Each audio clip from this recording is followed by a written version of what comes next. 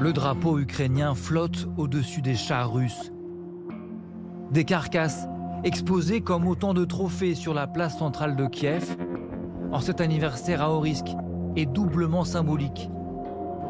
Jour de la commémoration de l'indépendance ukrainienne, ce 24 août marque le 6e mois depuis le début de l'invasion russe.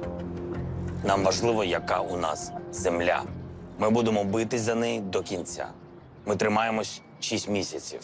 Нам важко, але ми стиснули кулаки і вигризаємо свою долю. Кожен новий день – це нова причина не здаватись. 24 février 2022. Le jour n'est pas encore levé lorsque soudain, aux 4 coins du pays, le ciel est déchiré par des boules de feu. À Dnipro, Soumy, Mariupol et même Kharkiv.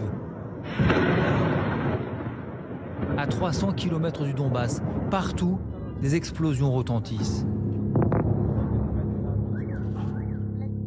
Les Ukrainiens sont sous le feu des bombardements russes. En quelques heures, tout le pays bascule dans la guerre.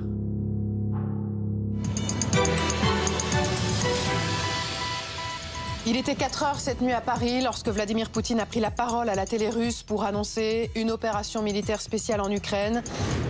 Обстоятельства требуют от нас решительных и незамедлительных действий. Народные республики Донбасса обратились к России с просьбой о помощи. Ее цель – защита людей, которые на протяжении 8 лет подвергаются издевательствам, геноциду со стороны киевского режима. Kiev se réveille au son des sirènes. Une épaisse colonne de fumée se dresse au-dessus du ministère de la Défense. Des hélicoptères russes survolent la banlieue à basse altitude, alors que dans les rues, les blindés avancent. Clémence Dibou est notre envoyée spéciale, l'une de nos envoyées spéciales à Kiev. On vient d'entendre une explosion assez forte en ville et là il y a une odeur de poudre. Donc en fait ce qu'on fait c'est qu'on va aller directement dans le sous-sol. Des souterrains transformés en abris, à Kiev, mais aussi ici, plus au nord. Cette station de métro est prise d'assaut par les habitants. La population se terre et prend le chemin de l'exode. On est venu comme ça, très vite, avec juste le nécessaire. Aucune affaire, juste les passeports et de l'argent. Et voilà, on doit partir. Près de 7 millions d'Ukrainiens vont fuir leur pays pour éviter le déluge de bombes.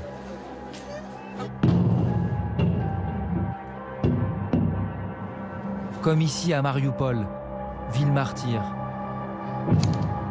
Pilonnée sans relâche pendant des semaines.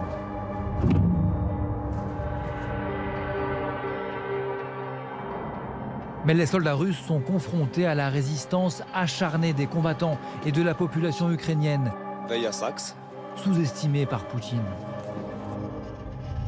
Après la guerre éclair des premiers jours, les Russes progressent lentement. L'armée du Kremlin se heurte par ailleurs à des problèmes de logistique. Des véhicules se retrouvent à l'arrêt, faute d'approvisionnement. De leur côté, comme on le voit sur ces images, les soldats ukrainiens disposent d'armements anti-chars, légers et mobiles, et multiplient les embuscades. Moscou ne parvient pas à s'emparer de Kiev et décide début avril de se retirer pour concentrer ses forces vers le Donbass. Sous le choc, le monde découvre alors l'ampleur des exactions russes. Lorsque les soldats ukrainiens entrent dans Boutcha libérés, ils assistent à des scènes insoutenables. Leur véhicule est obligé de slalomer entre les corps sans vie qui jonchent la route. Une vingtaine de cadavres éparpillés. Accusés d'avoir commis des centaines de crimes de guerre, Moscou nie. 6 mois après le début du conflit, l'essentiel des combats se concentre aujourd'hui à l'Est, où l'armée du Kremlin a lentement gagné du terrain. Et dans le Sud, où les Ukrainiens affirment mener une contre-offensive. Un front resserré sur fond de menaces nucléaires.